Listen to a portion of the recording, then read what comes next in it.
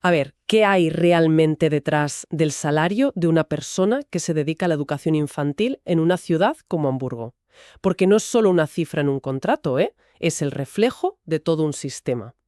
Hoy vamos a meternos de lleno para analizar los salarios de las quitas, que son las guarderías y centros de educación infantil de Hamburgo, y ver qué se cuece de verdad. Y para esto tenemos sobre la mesa un dossier bastante completo, la verdad. Convenios colectivos oficiales como el TVAS, tablas salariales actualizadas, datos de portales de empleo como Kununu o Stepstone y también comunicados de los sindicatos del sector. Nuestra misión es desentrañar no solo cuánto se puede ganar, sino cómo funciona toda la estructura, desde el papel oficial hasta el día a día. Y es que, para entender cualquier cifra, es fundamental empezar por el marco. En Hamburgo, nada de esto es aleatorio. El sector se rige por un acuerdo marco que se llama Landesrahmenvertrag Kinderbetreuung. Es un nombre un poco largo, pero en esencia es el documento que pone las reglas del juego. La calidad, la formación del personal y, muy importante, cuántos educadores por cada grupo de niños. O sea que antes de hablar de dinero hay una ley que dice así es como se tienen que hacer las cosas bien. Es la base de todo lo demás, ¿no? Exactamente. Y sobre esa base ya entramos en el terreno salarial. La gran mayoría de las quitas, sobre todo las públicas, se acogen a un convenio muy específico, el TVAVH-SUE.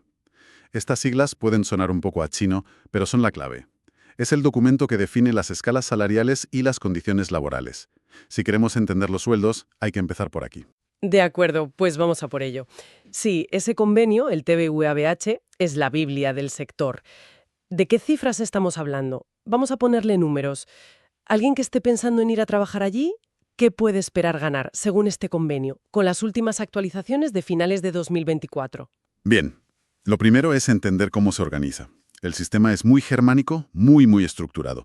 Se basa en dos conceptos, Entgeltgruppen y Stufen. A ver si lo pillo. Entgeltgruppe vendría a ser la categoría del puesto. O sea, no es lo mismo ser educadora de apoyo que directora del centro, claro. Y Stufe me suena a los niveles de experiencia, como los trienios aquí o la antigüedad. Un junior frente a un senior. Has dado en el clavo. Es exactamente eso. La Entgeltgruppe define la responsabilidad de tu puesto y la Stufe reconoce tu experiencia. Y la combinación de las dos determina tu salario exacto. Por eso la progresión es tan clara. Entendido. Pues con esa estructura en mente, vamos a los números. ¿Qué nos dicen las tablas? Pues si nos fijamos en los datos específicos, actualizados para finales de 2024, la imagen es bastante clara. Tomemos el grupo S15, por ejemplo, que es una categoría muy común para educadores titulados. Alguien que empieza, en el primer nivel, la Stufe 1, tendría un salario bruto mensual de unos 3.481 euros. Ojo que no está nada mal para empezar, ¿eh? Desde luego. Y a partir de ahí, la progresión es constante. Conforme ganas experiencia y avanzas por la Stufen, ese salario puede llegar hasta los 4.800 euros brutos al mes. En los niveles superiores, como el Stufe 5, hablamos de un aumento de más de 1.300 euros al mes sin cambiar de puesto, solo por la experiencia. Impresionante. ¿Y si se asumen más responsabilidades? Entonces subimos de grupo. Si pasamos al grupo S16, que ya implica más especialización o coordinación, el rango es todavía mayor. Ahí se empiezan unos 3.616 euros mensuales y se puede llegar a superar los 5.090 euros. Espera. ¿Más de 5.000 euros brutos al mes? Estamos hablando de un salario anual bruto de más de 60.000 euros para una educadora con experiencia. Eso rompe bastante con la imagen que a veces tenemos de este sector, ¿no? Totalmente. Y el sistema no acaba ahí. Hay grupos superiores, el S17, el S18, para puestos de dirección, con salarios mucho más altos. Lo que esto demuestra es que hay una carrera profesional muy bien definida, con una progresión económica tangible. No es un trabajo donde te estancas. Vale. Las cifras del convenio son súper claras y, la verdad, muy prometedoras. Pero siempre me queda la misma duda. ¿Esto es el papel o es la calle? Es decir, ¿una educadora que abre ahora un portal de empleo se encuentra con esto o es solo una referencia ideal que luego no se cumple? Esa es la pregunta del millón. Y es aquí donde cruzamos los datos del convenio con lo que nos dicen las plataformas de empleo. Y los resultados son muy reveladores.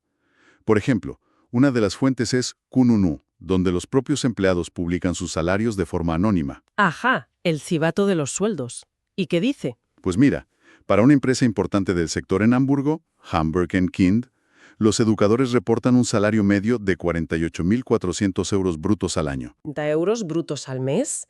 Y aquí está lo interesante. Me esperaba una brecha enorme entre lo oficial y lo real, pero esa cifra, 4.030 euros, cae justo en medio de las tablas de los grupos S15 y S16 que acabamos de ver. Exactamente. Es la prueba del algodón. Un sueldo de 4.030 euros al mes encaja perfectamente con un Educador con unos cuantos años de experiencia. Alguien que está en una estufe 3 o 4. Esto nos dice algo fundamental.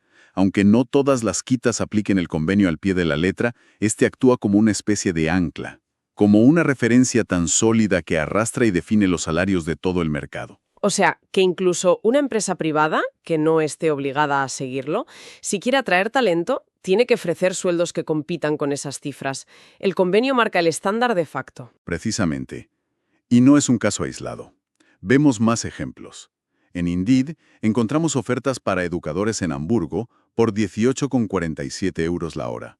Si haces un cálculo rápido para una jornada completa, nos movemos en un rango mensual muy parecido, en torno a los 3.200 euros, que corresponde a los niveles iniciales. ¿Y para los puestos de más arriba? ¿Dirección de centro, por ejemplo? También se cumple. Stepstone, que se especializa más en perfiles cualificados, indica que un puesto de dirección de Kita Leiterin, tiene un salario medio de 51.000 euros anuales. Esos son unos 4.250 euros brutos al mes. De nuevo, una cifra que se alinea con los grupos salariales más altos del convenio. Entendido. Entonces, tenemos un sistema estructurado con un convenio que no solo está en el papel, sino que moldea la realidad del mercado. Pero claro, este sistema no es una foto fija. El coste de la vida sube, hay inflación. Y las fuentes nos dicen que en 2024 el sector ha estado en plena ebullición, con negociaciones y cambios muy importantes. Efectivamente, el sector ha estado muy movido. Las negociaciones del sindicato GUE, que es el gran sindicato de la educación en Alemania, han dado sus frutos este año, y el acuerdo es bastante significativo. ¿Qué han conseguido exactamente? Para empezar, un aumento general que se compone de dos partes. Una cantidad fija de 200 euros más al mes para todo el personal. Y sobre esa nueva base, un incremento adicional del 5,5%. Es una subida muy potente para combatir la inflación. Un momento, 200 euros fijos más un 5,5%. Y creo haber leído en las fuentes algo sobre primas adicionales. Suena casi demasiado bueno para ser verdad. ¿Hay alguna trampa o esto se está aplicando de verdad en todas partes? Es una reacción lógica, porque las cifras son muy buenas. Y tu pregunta nos lleva a la otra cara de la moneda. Además de esa subida, para el personal de las quitas se añade una prima de al menos 340 euros mensuales con la nueva escala. Y por si fuera poco, suplementos fijos para ciertas categorías. Por ejemplo, 130 euros mensuales adicionales para algunos grupos.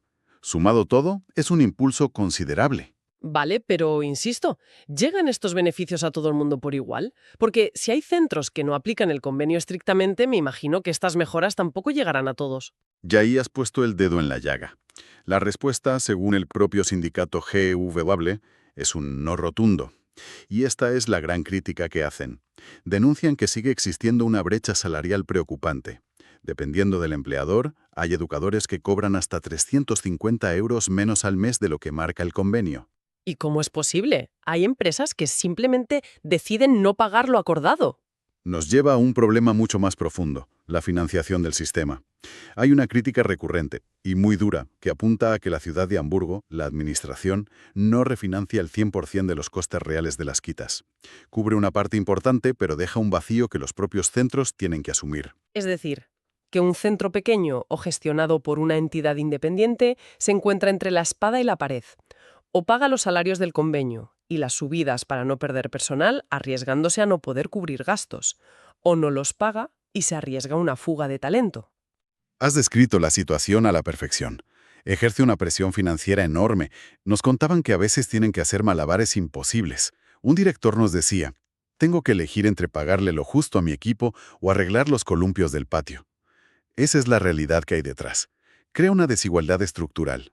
Y a todo esto se suma otro concepto que aparece constantemente, el famoso Personalschlüssel. El eterno debate. El Personalschlüssel no es más que la ratio de personal por niño. Es un número que lo define casi todo. Una ratio baja, por ejemplo, un educador por cada 4 niños pequeños, significa más atención, mayor calidad pedagógica y mejores condiciones de trabajo, claro. Claro, pero también significa costes operativos mucho más altos, porque necesitas más personal.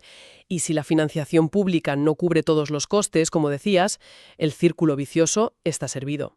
Exacto. Encontrar el equilibrio entre calidad educativa, condiciones laborales justas y sostenibilidad financiera es el gran rompecabezas de Hamburgo y, en realidad, de toda Alemania. Y este debate sobre la ratio afecta indirectamente a todo lo demás, incluidos los salarios. Entonces, si tuviéramos que sacar una conclusión, parece que trabajar en una quita en Hamburgo puede ser una opción profesional muy sólida y bien remunerada, sobre todo si se consigue un puesto en un centro que se rija estrictamente por el convenio TVAVH. Los números están ahí y son muy competitivos. Y de aquí se deriva un consejo muy práctico. La clave para cualquier profesional que busque trabajo allí es hacer los deberes. La pregunta fundamental antes de firmar nada es, ¿se rige este empleador por el convenio? Y si es así, ¿a qué Entgeltgruppe y a qué Stufe correspondería mi puesto? Conocer estas cifras es una herramienta de poder para negociar un contrato. Totalmente. Y si damos un paso atrás, la imagen completa es fascinante. Vemos una conexión directa, casi tangible, entre una decisión política sobre financiación, las negociaciones de un sindicato, el salario de un educador y, al final, la calidad de la atención que recibe un niño de 3 años. Es un microcosmos de un debate mucho más grande. Es la demostración de que los salarios en educación no son un tema aislado, sino el resultado de un montón de fuerzas tirando en distintas direcciones. Exacto. Y esto nos deja con una reflexión final, que va más allá de Hamburgo. La inversión en los salarios y condiciones de las personas que educan a la primera infancia se considera principalmente un coste que hay que gestionar y optimizar. O se entiende como lo que realmente es, una inversión estratégica en el desarrollo de las futuras generaciones. La respuesta que una sociedad da a esa pregunta, no con palabras sino con presupuestos, lo define todo.